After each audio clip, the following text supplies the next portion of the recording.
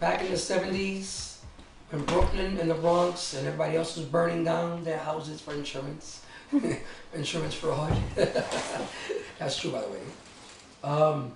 In my neighborhood, it was mixed, German, Irish, and a few Latinos and black.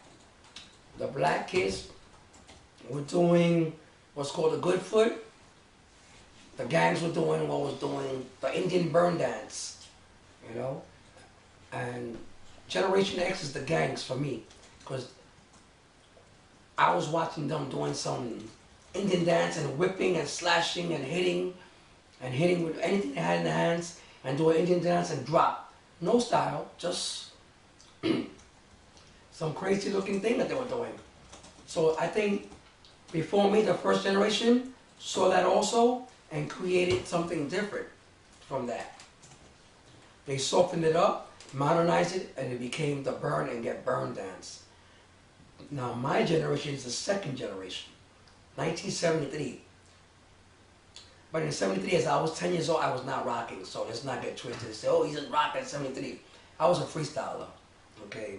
A freestyler. I did everything from Sammy Davis Jr.'s to the Temptations to Michael Jackson's, to everybody.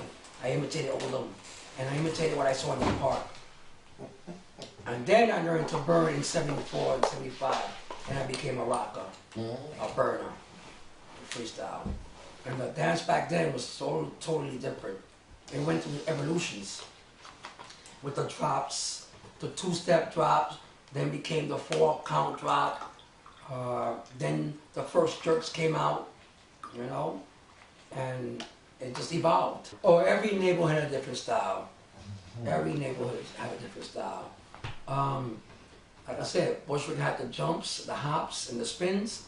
In East New York, they also had the slides and the hops, but they had a lot of sliding, a lot of finesse, a lot of smoothness, because that's where I learned from.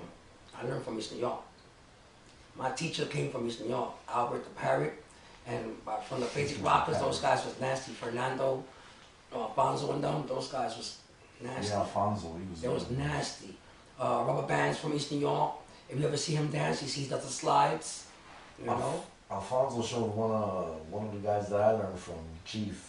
So Shop Boys. I was taught by Albert for a whole year, and I changed my whole style, and I created my style.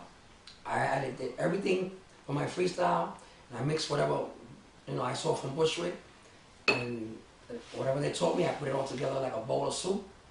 And in 1973, the gangs in my neighborhood, Brooklyn and Williamsburg, I'm not from nowhere but Brooklyn and Williamsburg, all right?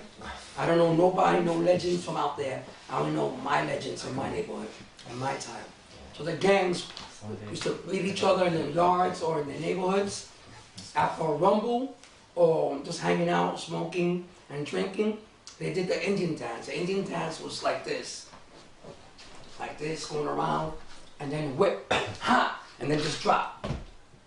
And then ha, stab, and then just drop. And again, going around doing this, and then just hitting, ha, and then just drop, ha. It's like Apache does, right? Yeah, like that. Every gang did that. The first generation saw it and slowed it down and modernized. So instead of doing this, now they were doing this. And then stab, and then just drop. Two. Stab, stick out, two. And then the jerk came, which was, that's the, you know, and then there was the wind up.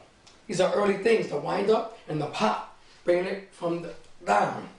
You know, you wind it up and you, huh? And then the second generation came and made it more modern. They made it more modern with more dancing. The freestylers merged with the burners and made it a different type of rock dance. And it was upon everybody else to change it. I created my own rock dance. I didn't dance like everybody else. I danced like Sammy Davis Jr.'s, Michael Jackson, Temptations, Ray Bolger, Fred Astaire, things that I watched on TV with my mother. And I created my own version until I got taught by, like I said, Albert the Parrot from East New York. And in 1977, that's when the rock blew up. Everybody could go in anybody's neighborhood now and anybody could wear colors.